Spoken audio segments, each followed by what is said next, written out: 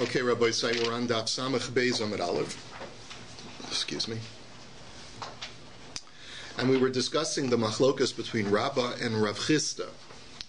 And we sort of switched gears at the last minute. We sort of, Rav Ashi just changed the whole definition of the machlokas. Basically, what they're arguing about is if a person is shechting the Korban Pesach, and while he's shechting the Korban Pesach, he's thinking about the parties for whom he's going to do the zrika. And if he thinks about people who are uncircumcised, Aryai, while he's doing the shechita, he's going to say, I'm going to do the zrika for Aryai. So Rabbi says it's still kosher, and Rav Chisda says it's pasul. Now, Rav Ashi had redefined the machlokas and told us that the machlokas is as follows. Really, the issue is when you do, when you're having a machshava of zrika, a thought of zrika, it has to be for the atoned parties, for the parties who are receiving atonement or receiving the efficacy of the korban, the bringer of the korban, as it were. Okay, and therefore, if you have a thought of someone who is not that party, then you invalidate the korban, because as the pasuk says, "V'nir tzalo lechaper alav." It has to be for that person in order to atone for him. So if my thought is for someone else, it's not going to work.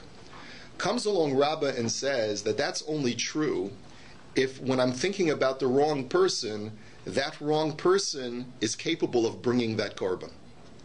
But if the wrong person that I'm thinking of is not even capable of bringing the korban because he has some preclusion from that korban, so then my thought about him is not a disqualifying thought. And therefore, because I'm thinking about an Orel, I'm thinking about Bob the Orel. Oh, I'm sorry. I shouldn't be looking at you when I say that. That was the example that we gave yesterday. He wasn't here. He wasn't here yesterday. I don't know why I thought of Bob because Bob the Builder. I don't know why. Anyway, so if I'm thinking about this guy, the Orel, right? So then it's not a disqualifying thought, because he's not capable of bringing the Korban Pesach anyway. It's almost like that same paradoxical double negative creates a positive, right? So that's Rabba's contention, that he's not in the parsha of Korban Pesach at all, so thinking about him is not a disqualifying thought. Comes along Rav Chisda and applies the principle of Ho'il. And he says, in theory, which is what the word Ho'il means, in theory, Bob the Orel can become Bob the Nimol, can become Bob the circumcised, right? How? He can just have a circumcision. He can have a bris. So since in theory he's capable of being in the parsha of Korban Pesach, my thought about him as the wrong party is a disqualifying thought, and therefore the Korban Pesach is pasul. Would that work, the Ho'il, in the case of a hemophiliac, say, where it's a sakanas nefashis? Yeah, it seems that way. It's a good question. We talked about the hemophiliac yesterday in brief. It seems that Rav Chisda is not differentiating. He's saying that in theory he could be circumcised if we found a way to alleviate, to stop the bleeding. You know, a guy that also could convert. Well, that's a good point. Can you look at a goy right now as being a theoretical Jew? Good shaila. But we're not going to go into that now. But now let's go weiter. Now we're going to challenge Rav Chisda's the suggestion that Rav Chisda holds of the principle of Ho'il in theory. So that's the Gemara's question, and we're on the I think it's the 7th or 8th line. Umi islay la Rav Chisda Ho'il. Since when does Rav Chisda hold of the principle of Ho'il? The ha'itmar, wasn't it stated ha'ofem yom tov l'chol? This is the classic case of Ho'il that we've seen multiple times, that if a person is cooking or baking on Yontif, he's baking his challah rolls at 4 o'clock in the afternoon on Yontif, with the intention of having these rolls tomorrow on a weekday. Okay? Rav Chisda Amar Loke, Rabba Amar Eno Loke. So Rav Chisda says you did a malacha d'oraisa because the Torah only permits oichel nefesh for Yontif use, not for tomorrow weekday use, and therefore you've done a balacha and you get malchus. And Rabbi says you don't get malchus. Rabba Amar Eno Loke Amrinan Ho'il v'miklolei orchim chazilei hashanami chazilei v'lolaki. Rabbi says the reason why you don't get malchus is because we apply the principle of Ho'il. In theory, guests could always show up at the last minute, and you'll be able to serve them these dinner rolls, and therefore we look at it as if now you're doing it for them, even though you clearly did it for tomorrow's use, and therefore you don't get Malkus. Rav Chisda Amar Loke Lo Amrin and Hoel. And Rav Chisda says, no, I hold you get Malkus because I don't apply this principle of in theory of Hoel. So the Gemara now says, Bishlama deraba aderaba lo kasha, hacha mechusar maisa, hasam lo mechusar maisa. Now, maybe you'll tell me Rabba is contradicting himself because here by Yontif he clearly holds of Hoel, so then why doesn't he say Hoel by the case of the Aryai, of the uncircumcised guy? Well, that's not such a problem, says the Gemara, because maybe Rabba only holds of the principle of Hoel when there's no physical procedure that is lacking. There's no physical procedure that is required in order for guests to come knocking on my door on Yontif afternoon. But in order for it to turn an Aryai into a Nimol, an uncircumcised into a circumcised, he's lacking a physical procedure. So maybe Rabbi says, that creative in one's mind, you can't be. And therefore I don't hold of Hoel when there's a physical procedure that needs to be done in order to create the theoretical scenario. Ella de Rav Chisda kasha, but Rav Chisda seems to be contradicting himself. If Rav Chisda goes so far as to apply Hoel and call an Aryai a circumcised guy, so then surely he should say that these dinner rolls could theoretically be for Yontif. There's nothing physical lacking over there, so surely Hoel should work. The Gemara says, Amri ki lesle le Rav Chisda Hoel lekula. But l'chumra islay. The Gemara gives a very simple answer. The Gemara says Rav Chisda does hold of the principle of Hoel, but only to be machmir, and to say that the Korban Pesach is puzzle, but to be makel, and to exempt you from malchus, that Rav Chisda will not say. And that's why Rav Chisda says that in the case of the dinner rolls that you've baked on Yontif, you're going to get malchus because we can't apply Hoel to alleviate a malacha deoraisa. Especially with Yontif Pesach. What? Especially with Yontif. Yeah. No, don't confuse that. Amar le marzutra berei de Rav Mari le Ravina. So now we're just going to go back. This is like a brief interlude. We're going to go back and analyze the argument that Rabbi had presented as to why a person should be patur when he had that, or not that he should, but why the Korban Pesach is still kosher when he had that idea in mind that the Zrika was going to be for an Aryai. Now remember, just to review, what was Rabba's line of reasoning? Rabba had said, there's a brisa that says that there's a way we can either compare Aryai to Tuma, or we can compare Aryai to Pigul. If you remember, that was the equivocation that was being deliberated upon in the Gemara yesterday. The Gemara is going to review that now. Kitani hoel v'orla poseles v'tuma poseles, ma tuma lo asa ba mixas tuma kechol tuma, af orla lo asa mixas orla kechol orla. So Rabbi's argument was, he says, let's think about it. We know, we have already an established premise that if there's tuma, when I'm thinking about while I'm doing the Korban Pesach and I have a machshava, I'm thinking about a combination of tummy people and tohar people. So that combined thinking does not passel the Korban Pesach. So too, af orla lo asa mixas orla kichol orla. So too quotes the Rabbi from the Brisa, that a combined thought of arelim and mulim does not passel the Korban Pesach. Remember that line? That was the line that Rabbi had quoted in the Brisa. We're going to continue along this Brisa, analyzing in just a moment. But that particular line of the Brisa was a little bit bizarre, because it had an established premise that combined thought of Tameim and Tahorim is no problem, and therefore we should say that by virtue of that premise, we should apply that to Aryai as well, and say that a combined thought of Arelim and Mulim is not going to passel the Korban Pesach. So the Gemara says, "Hi tuma heichidaim." What kind of tuma are we talking about? Ilema betumas gavri, umaylo asaba mixas tuma kechol tuma diika arba v'chamisha gavri tamein v'arba v'chamisha gavri tahorin lo pasli luhu tamein letahorin. So maybe you'll tell me it's exactly as I just explained. That let's say, for example, I've got in my chabura 4 or 5 people who are tahor, and I've also got another 4 or 5 people who are tameh. Just because I'm thinking about a combination of Tameim and Tahorim, that does not succeed in making the Korban Pesach puzzle. So Gabi Orlanami, Halo Pasli. Well, then why is that premise more established than the discussion of Orla? They're both based on the very same Mishnah that we've just seen. Ditnan, Lamulim v'la Arelim Kasher. So it says in the very same Mishnah, which established that a combined thought of Tumah does not passel the Korban Pesach, that a combined thought of Orla does not passel the Korban Pesach. So the Gemara's question is, Maishna Tumah dipshitale u Maishna Orla demisafkale. Why is it, if you're working based upon our Mishnah, then why does the Gemara have it as a given, already as an established premise, that combined thoughts of Tumah are not problematic, and yet deliberates over combined thoughts of Orla? If you're basing yourself on our Mishnah, that Mishnah gave us both pieces of information, so why should you be clear on one and unclear on the other? So the Gemara says, and if you're not working based on our Mishnah, then why do you have an established premise that combined thoughts of Tumah are not a problem? Where did you get that from? And the Gemara says, Ella betumas basar.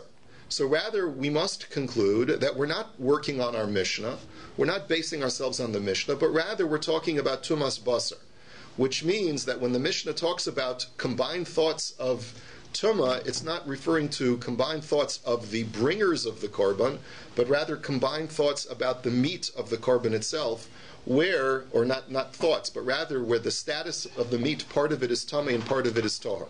Umaylo asaba mixas Tumah kechol Tumah, de'ilu itmi chad me'ivarim, hai de'itmi sarfinan lei, ve'idach achlinan lei. That what's the halacha by Tumah? Let's say I have a dismembered Korban and a certain portion of the dismembered animal limbs have become tamei, and another portion are not tamei. So is the Korban still valid? Yes, you just discard the portions that became tamei, and you offer the portions that are still tohor. So that's what the premise that the Gemara was working from, is that by Tumah, not the thoughts of Tumah of people, but rather the Tumah that is attached to the body parts of the animal itself, partial Tumah does not invalidate the Korban. So therefore, the Gemara wants to argue, so too, partial Orla, thoughts of people who are Arelim, does not invalidate the Korban. So b'mayu kimta b'tumas basar ema seifa, but that I don't think it's going to fit, says the Gemara, because let's look at the next part of the Brisa. Dan in davar sheinu nohig b'chol hazvachim, davar sheinu nohig b'chol hazvachim, v'al yochiach zman shenohig b'chol hazvachim.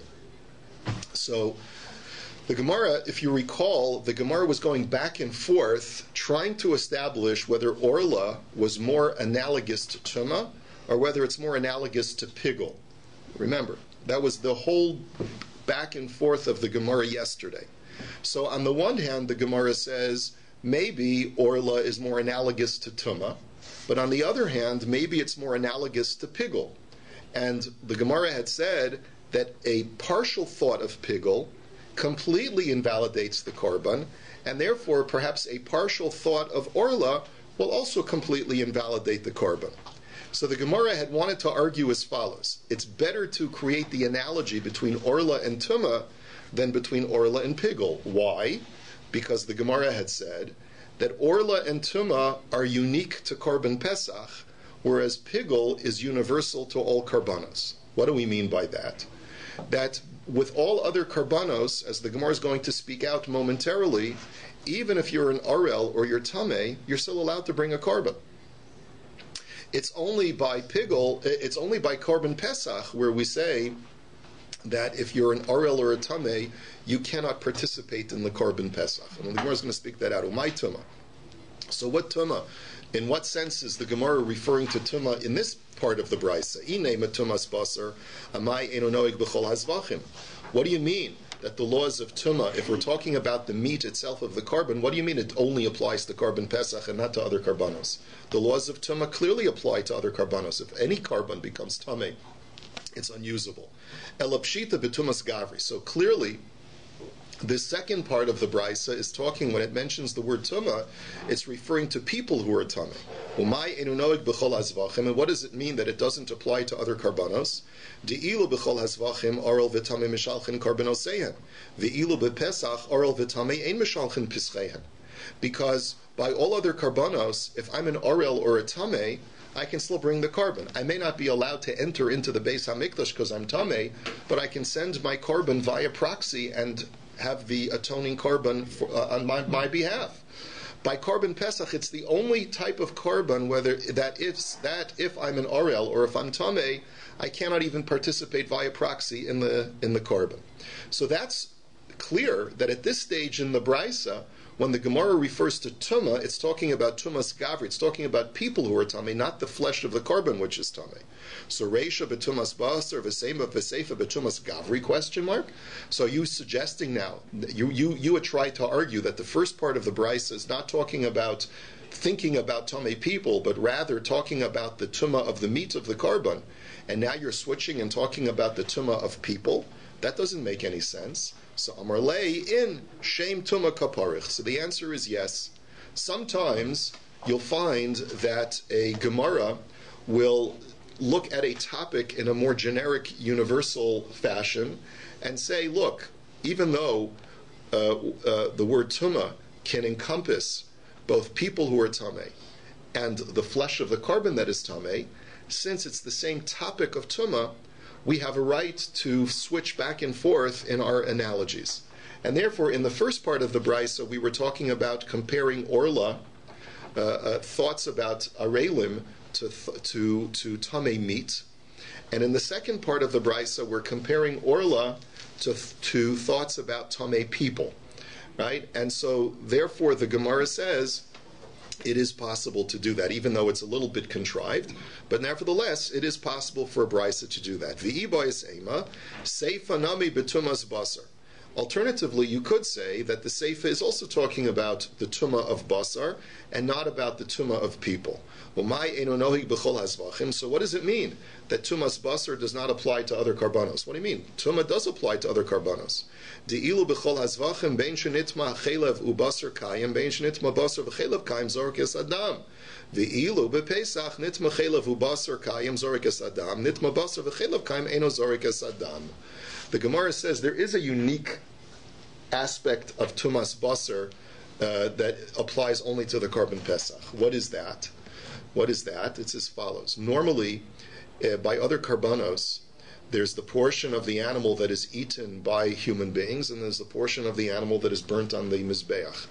Under normal circumstances, regardless of whether the portion that is meant, the basar, which is meant to be eaten by humans, is destroyed, or becomes tameh, or the portion that's supposed to be placed on the mizbeach is destroyed or becomes tameh, the korban is still kosher, and you can still do the zrikas adam. You can still finish the process, and you can achieve the atoning efficacy of the korban.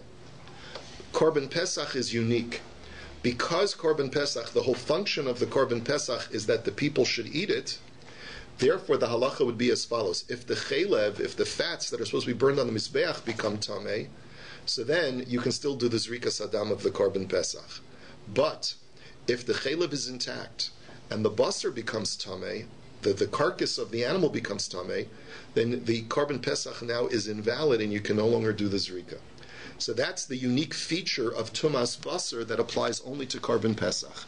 And therefore, the brisa from yesterday, which was trying to create the analogy between Orla and Tumah, both in the first part of the brisa and the second part of the brisa, is both talking about tumas basar. Now, b'mayu kimta. So the Gemara says, okay, you're trying to say b'tumas basar, that the brisa up until now is talking about tumas basar and not tumas gavra. Ema safe. And now let's look at the third case of the brisa. Danin davar shalohutra michlalo midavar shalohutra michlalo ve'al tochiach tuma sharihutra michlala. The Gemara had tried to say that it was better to analogize Orla to Pigel than to analogize Orla to Tuma. Why? Because Pigel and Orla share the feature that they can never be suspended. The laws of Pigel are never suspended under any circumstances, and the laws of an Orel not being allowed to bring the Korban Pesach is never suspended. Whereas the laws of Tumah are sometimes suspended. Now, the Gemara says, B'mai, what kind of Tumah is suspended? Ilema b'tumas basar heicha hutra. If you're talking about where the meat itself becomes tameh, where do we ever find the suspension of the laws of tumah? Elapshita b'tumas gavri, v'heicha hutra michlala b'tzibur. And so rather, we're talking about the tumah of people. sometimes the law that a tamei person may not participate in a korban pesach is completely suspended. And under what circumstances? When the majority of the community is tamei, as we've established before, when the majority of the tzibur is tamei, the laws of tumah are suspended, and even people who are tamei can participate in the korban pesach. So you see now, once again, we have the quandary, Reisha betumas basar, Seifa betumas gavri. So how can you tell me that up until now, the discussion of tumah was revolving around the basar, and now we're switching gears and talking about tamei people? The Gemara says, in Shem Tumah Kaparach. So the first initial answer is yes. The Brisa does have the right to do that because generically the universal topic is Tumah, and you can therefore sometimes shift the subject from the meat to the individual, to the person. Rabbi. 1 second. V'ibayis ema. Alternatively, says the Gemara, Kula betumas basar. V'heicha betumas pesach. Alternatively, says the Gemara, that even the last case could be talking about tumas basar. Really, in other words, when we say that, when the Brisa states that tumah is suspended, it's not just a suspension of tumah when the people are tamei, but it's also a suspension of the rule that normally tamei meat of a korban is disqualified. And how do we know this? Ditnan pesach haba betumah ne'echal betumah shelabo mitchilaso ela la'achila. That there's a halacha that states that when we suspend the laws of Tumah for the Korban Pesach, not only do we permit Tamei people to bring the Korban, but we even allow Tamei people to eat the Korban Pesach as well. Why? Because since the whole function, as I mentioned a moment ago, for the Korban Pesach is for people to eat it, once the Torah allows Tamei people to bring the Korban Pesach, it also allows Tamei people to eat the Korban Pesach. If we're allowing a Tamei person to eat the Korban, what are we therefore saying? That it's permitted to go ahead and be Metamei the Basar. Because how else is a person who's Tamei going to eat the Basar unless he's touching it? So therefore, the fact that we allow a Tamei person to eat the Basar means that we're not just suspending the laws of Tumah on the individual, but we're suspending the laws of Tumah on the meat itself of the Korban. And therefore, the Gemara argues that the entire Brisa could potentially, of yesterday, could potentially be talking about Tamei Basar, not Tamei individuals. And the analogy that the Gemara goes back and forth, that vacillates back and forth, is Orla more analogous to Tumas Basar, or is it more analogous to Pigel? Go ahead, Alan. If one is allowed to eat Korban Pesach, it wasn't, or let me rephrase, wasn't the point of having Pesach Sheni to accommodate people who couldn't come and bring their Pesach? Yes, that's a valid question, but that's only when the individual was Tamei and the Tzibur was Tahor. That's when the accommodation of Pesach Sheni was created. But when the entire Tzibur is Tamei, we don't wait till Pesach Sheni, we tell the entire Tzibur to bring the Korban on Pesach Rishon. Okay, and that will become clear in the ensuing prakim when we talk about the laws of Pesach Sheni. Okay? Ish, right. Okay. Masiv Rav Huna Berei Rav Yehoshua. So let's, now that this interlude has concluded and we finished analyzing the brisa cited by Rabbi, let's go back to the premise that Rav Chisda holds of the principle of Hoil, okay, of in theory. HaPesach sha'avra, and this is a little, again, we're going to take a little bit of thought. HaPesach sha'avra shnaso ushchato bizmano lishmo. Now, the case is as follows. We know from yesterday's and the day before's Gemara that if a person shechts a korban Pesach l'shem shlomim on Erev Pesach, a bismano, on the right time, the korban is pasul, right? Remember that?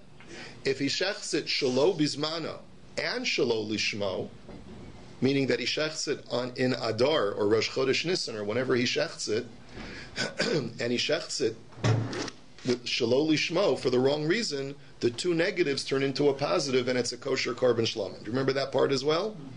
Now let's go to the next halacha, the halacha that we're going to see today. What if a person takes an animal that is not usable as a korban Pesach and he shechts it on Erev Pesach? Is that a kosher shlamim or is that a non-kosher shlamim? Meaning that in a case where you take an animal that is kosher to be the korban Pesach, and it was designated as the korban Pesach, but when you shecht it, you're thinking shalol lishmo, you're thinking for it l'shem shlamim, the halacha is that it's possible. What if you take an animal that's not capable of being the korban Pesach, And the example that's provided here is that it's over a year old. The Korban Pesach has to be a lamb or a under 1 year old goat. And here you've taken a goat that is over 1 year old. So, you shecht it l'shem Korban Pesach on Erev Pesach. Is it kosher or not? Or if you slaughter any other animal whose species is not kosher to be a Korban Pesach, and you shecht it on Erev Pesach l'shem Korban Pesach, is it b'di'evet a kosher shlamim, or is it puzzle completely? It's a non-kosher animal altogether. No, not that it's a non-kosher animal, that the species is not usable as a Korban Pesach. It's a cow. It's a calf, right? Whatever. Rabbi Eliezer posel v'Rabbi Yehoshua machshir. So Rabbi Eliezer says that it's puzzle, it's completely not usable as a korban, and Rabbi Yehoshua says it's a kosher shlamim. It can't be used obviously as a korban pesach, but it's still a kosher korban shlamim. Now, we're not going to go through the rigmarole of analyzing this machlokas, but let's at least see why we're bringing out this machlokas right now. Taima bismano, hashalo bismano kasher. Let's analyze Rabbi Eliezer. Rabbi Eliezer says that the only time when you use a non-kosher, when I say kosher, I mean not fit for the Korban Pesach, an unfit animal, when you shecht it, it's for Korban Pesach, it's puzzle, is only because you did it on Erev Pesach. The implication being is that if you have the double negative, which means it's shalo bismano, and it's the wrong animal, right, then it will be okay. It'll be a kosher shlamim. Frek the Gemara va'amai. But why should that be according to you? Meaning, according to you, Rav Chisda, why should that be? Neima hoel ubismano posel, shalo bismano nami posel. Why don't we make the following kal v'chomer? Or actually not a kal v'chomer, but let's apply the principle of hoel. The principle of hoel, according to you, Rav Chisda, says that since, in theory, the status of this animal could be changed, then we look at it in its changed status, even though right now it's not at that status. If I waited with this animal until Erev Pesach, and I shechted it then the animal would be puzzle as a korban. So why don't I say that even when I shecht it today in Adar, why don't I say the same thing? That the animal is puzzle because in theory I could wait until Erev Pesach. Now this is a very strange application of hoel. It's a very strange application of hoel, and I don't want to spend time laboring the point. Just bear in mind that it's a very strange way of applying hoel, which is the basis for this question, and it needs further analysis. But that's essentially the Gemara's question. How can you, Rav Chisda, hold of the principle of hoel when it comes to the Korban Pesach? If you hold that an orel is capable of becoming a nimol, even though right now he's not, then why don't you say also that this animal, which is too old, is capable of being puzzle if you waited till Erev Pesach, so too it should be puzzle right now as well if you shecht it in Adar. Doesn't the pasulim have to occur b'bas achas? What? Doesn't the pasulim have to occur b'bas achas? In other words, the fact that it's going to, in 2 weeks from now, become puzzle. Is that a proper use of the whole? I don't understand. You're saying eventually, if I wait until the right time, the second puzzle will kick in. Yeah, why should the psulim have to be bevas achas? Where did you get that from? I don't know. I just figured it's, I mean, okay, in 2 weeks from now, it's going to... I think the whole principle of hoel is that in theory something could always happen. So it is based upon a staggered chronology. It's a stretch to say, okay, in 2 weeks from now it's good. Yeah, as I mentioned, it's a very strange application of hoel, because I think what you mean to ask is that hoel means, up until now, means in theory, if right now a certain thing could be. Exactly. Right. Exactly. And here we're saying that hoel is if I waited 2 weeks. Exactly. Then, yeah. Okay, as I acknowledge that it's a strange application. I'm not sure I fully understand it, but that's at least the Gemara's question on Rav Chisda's contention of hoel. Amar Rav Papa shiny hasam. So Rav Papa says, hoel is a good argument, but we have a scriptural imperative that overrides any logic of hoel. Because the Amar Kra, because the Pasuk says, Va'amartem zevach pesachu. The Torah gives us a miyut, and it says, you shall say that it is a paschal sacrifice. It is a paschal sacrifice. What does that teach me? Hu ba'havyaso, lo hu l'shum acherim, v'lo acherim lishmo. That the Torah is telling me is that it has to be of its status, which means it cannot be done if on Erev Pesach it is done shelo lishmo, it's pasul. And if I take the wrong animal and I do it l'shem korban pesach, that too will be pasul. So the Torah connects scripturally animals that are done, kosher animals that are shelo lishmo, and non-kosher animals that are done lishmo. Bismano hu shehu pasul l'shum acherim, acherim pasulim lishmo. Shelo bismano shehu kosher l'shum acherim, acherim ksherim lishmo. Because of that scriptural connection that says that when I do a good animal shelo lishmo, it's analogous to doing the bad animal lishmo, then the only time that using a bad animal lishmo is going to make a psul is only on those times when I do a good animal lishmo that it's going to be pasul. The only time when I take a good animal and I do it shelo lishmo that it becomes pasul is only on Erev Pesach, because as we've established, if it's shelo bismano and shelo lishmo, it's a kosher korban. So therefore, since the only time when a shelo lishmo good animal is pasul is on Erev Pesach, so too when a bad animal is lishmo, the only time it'll be pasul is on Erev Pesach. That's the Gemara's conclusion. It's based on scripture, not based on logic. Now, Rabbi Simloi asa lekame de Rabbi Yochanan. Now the Gemara gives us another interlude. Rabbi Simloi once came before Rabbi Yochanan. Amar lei nisni limar sefer Yuchsin. Rabbi, please teach me the book of Chronicles, or the book of lineage, or the book of pedigree, is really what he's saying. Yeah, the book of pedigree, he's asking him to teach him. Rashi explains that what he was asking to be taught is Sefer Divrei Hayamim. Now, the book of Divrei Hayamim, the biblical book of Chronicles, contains all of the history of lineage from Adam until the end of the Tanakh, of the period of Tanakh historically. However, the names are quite often masked and disguised. And so therefore it takes a tremendous amount of Torah Sheba'al Peh to be able to truly explain all of the yuchsin, all of the pedigrees that are, all of the family pedigrees that are listed in Divrei Hayamim, to properly understand them. So he asked, Rabbi Simloi asked, please expound for me and teach me the true meaning of the book of Divrei Hayamim. So Amar lei mehechan at. So Rabbi Yochanan said, tell me, my good man, where do you come from? Amar lei milod. Well, he says, I'm from Lod. Ve'echan mosavach, and where do you currently live? B'Naharda. I live in Naharda in Bavel. Amar lei ein nidonin. Some say ein shonim lo lelodim v'lo lenahardoim. The kol shekain da'at milod u'mosavach b'Naharda. So he says, well, we have a rule. I'm sorry, said Rabbi Yochanan, we don't teach people the book of Yuchsin if they're born in Lod or if they live in Naharda, because both cities, Rashi explains, both cities contain people who have problematic lineage.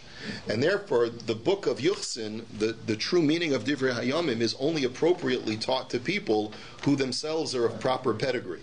But you got a double whammy against you. You were born in Lod and you live in Naharda, so you've got two counts against you, and therefore I'm not interested in teaching you.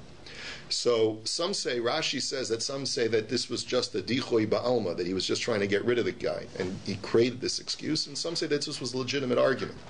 Now, kafye va'artse, so Rabbi Simloi put pressure on him, and finally Rabbi Yochanan said, okay, all right, let's sit down and we'll study. So Amar lei nisnaye begimel yarches. Rabbi Simloi says, well, there's only one thing, Rabbi. I only have 3 months to study Divrei Hayamim. So can we do it? Can we cover the information in 3 months? So Shakal Kala Pasak Bey. Rabbi Yochanan at that point, in anger, picked up a clump of earth and threw it at him. Amar lei Uma Bruria Devisu de Rabbi Meir Barati de Rabbi Chanina ben Trajan. He says, listen, my good man. He says, Bruria, Rabbi Meir's wife, the daughter of Rabbi Chanina ben Trajan. This is a woman who comes from the highest level of yichus. She's Rabbi Meir's wife. She's Rabbi Chanina ben Trajan's daughter. She's surrounded by Talmidei Chachamim. Detanya tlos meya shmaitza biyoma megimel meya rabvasa. She used to study 300 teachings a day from 300 different rabbis. Now, this may be hyperbole, but the point is that she was an extreme scholar. Okay, and yet vafilu hachi lo yatzisa yedei chavasa b'tlashnin. She did not. It took her a full 3 years before she was able to complete her studies of Divrei Hayamim. Ve'at amart b'tlasa yarchi, and you think that you can cover it in 3 months? You guy from Lod and lives in Naharda, and it doesn't have the yichus, it doesn't have the scholarship of a Bruria. You think you're going to cover it in 3 months? Now, I just want to, just a little bit of a quick social commentary, the Gemara has no problem with stating that Bruriah was a superior scholar to a man. Keep that in mind, okay? Anyone who claims that the Gemara is misogynistic, just show them this DAF in Psachim. The Gemara says, Ki havashakil va'azil, so as this dejected and rejected Rebbe Simloi is now sort of getting up to leave, Amar le Rebbe, ma ben lishmo v'shalo lishmo la'ochla v'shalo la'ochla. He decided to ask him a question in parting. And he said, Rebbe, we know that the halacha is that if I have a mixed thought of lishmo and shalo lishmo, the first Mishnah had said that I passel the Korban Pesach. But if I have a mixed thought of proper eaters and improper eaters of the Korban Pesach, that I'm shechting it on behalf of some people who can eat it and some people who cannot eat it, then the Korban Pesach is still kosher. Why is a mixed thought for lishmo and shalo lishmo, why does that passel the Korban Pesach? Whereas a mixed thought of la'ochlav and shalo la'ochlav, that does not passel the Korban Pesach. If you recall, the Gemara had discussed this previously, yesterday's DAF, and we had given 4 reasons and we had rejected 2. So the Gemara is sort of oblivious to that because Rabbi Yochanan is now a new speaker. So Amar lei, hol v'tzuva merabanan at tave emalach. So Rabbi Yochanan says, okay, listen, I'm not going to teach you Divrei Hayamim, but at least you're a Talmud Chacham, so let me at least answer your question. Lishmo v'shalo lishmo pesulo begufa. La'ochla v'shalo la'ochlav ein pesulo begufa. We had seen this answer before. Rabbi Yochanan says, first the distinction is that when you have a thought of lishmo and shalo lishmo, that's a much stronger psul because you're thinking about the intrinsic nature of the status of the animal. Whereas thinking about the eaters of the korban, that's extrinsic to the animal, and therefore it's not as strong, and therefore the korban will still be kosher.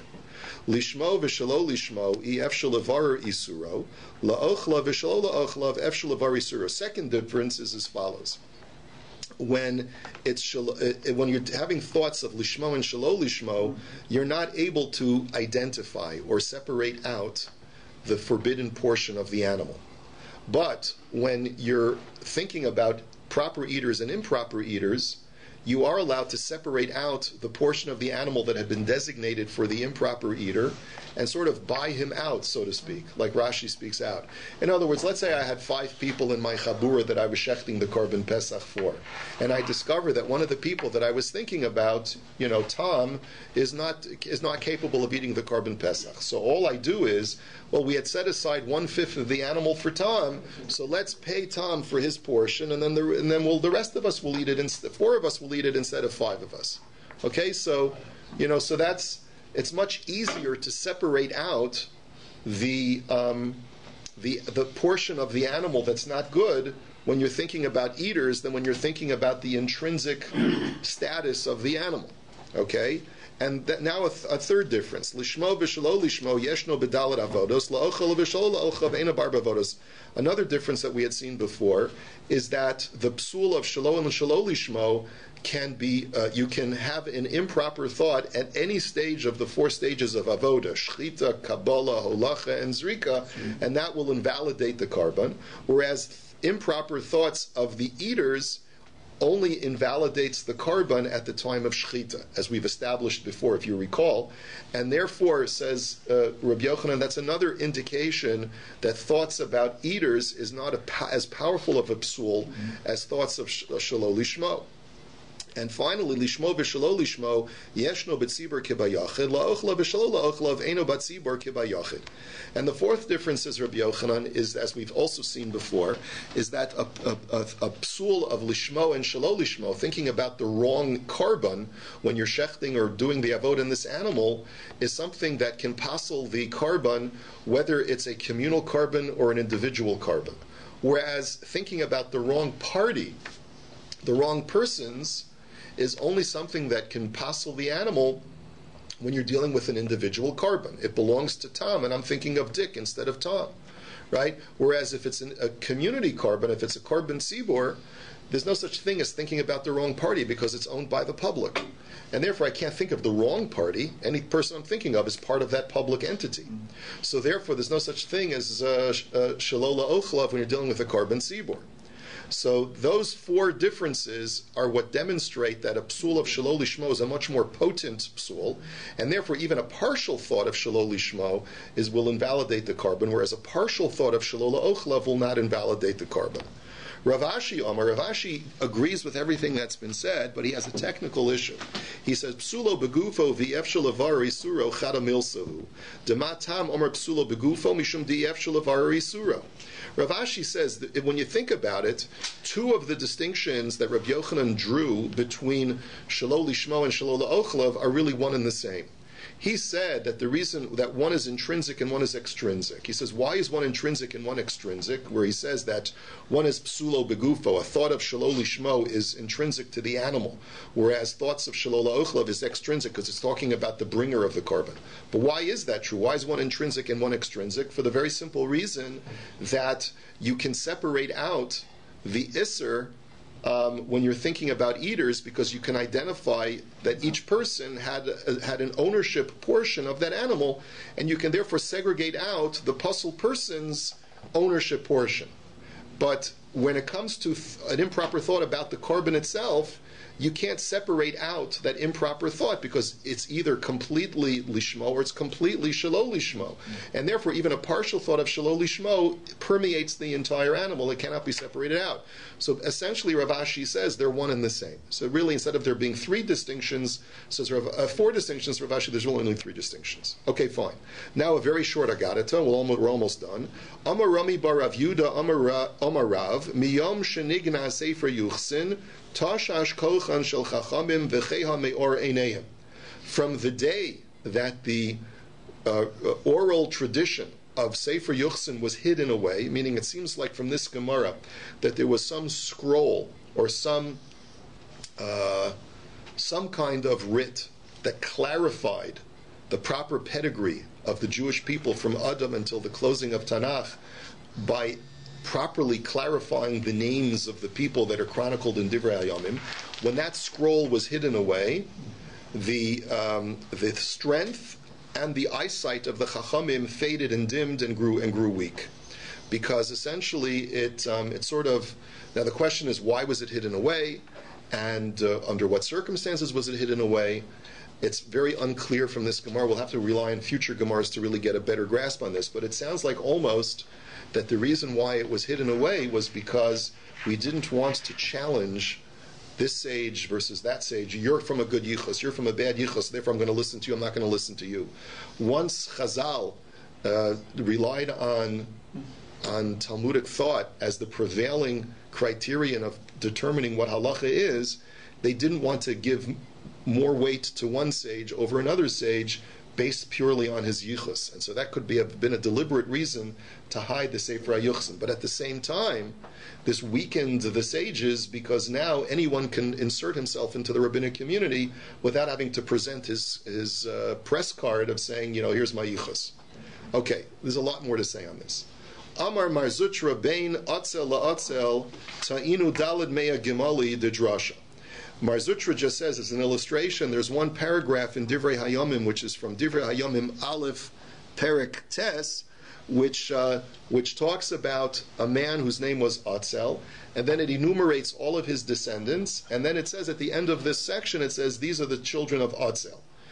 In that one small paragraph, there are 400 camels worth, laden camels worth of information just in that one small paragraph of Divrei Hayomim, of necessary information about the proper pedigree of the Jewish people. Tanya, now let's go on. Acherim omrim hiktim mulim la'arelim kasher, arelim mulim pasal. Now, I just want to clarify. Our Mishnah had said that if I'm having a mixed thought of both arelim and mulim, the korban pesach is still kasher. This brisa introduces another opinion, and it says that it depends on the chronology of my thought, the order of my thought. If I first think about mulim, and then I think about arelim, so then the korban is kosher. If, however, I think about arelim first, and then I think about mulim, the korban pesach is pasul. The Gemara's question is, Maishna mulim la arelim de kosher, de kula arla ba'inan velek. Why is it that if I first think about mulim, and then I think about arelim, that the korban is kosher? Because in order to invalidate the korban pesach, my exclusive thought, I have to be thinking exclusively that the korban pesach is exclusively for uncircumcised people, and that's not true, because I'm thinking that it's for Reuven, and I'm thinking it's for Tom. So Reuven is circumcised, Tom is uncircumcised. Since I've got at least a partial thought of Reuven, it's a kosher korban pesach. But the Gemara says, by that argument, Areilim lemula nami kula or laboinan veleka. Well, then what difference should it make the order? Even if the order is first I think about Areilim, then I think about mulim, so then also it should be valid because at least I have a partial thought about kosher people. So what's the difference? We'll leave that as the question. We'll analyze that in Mirz Hashem tomorrow.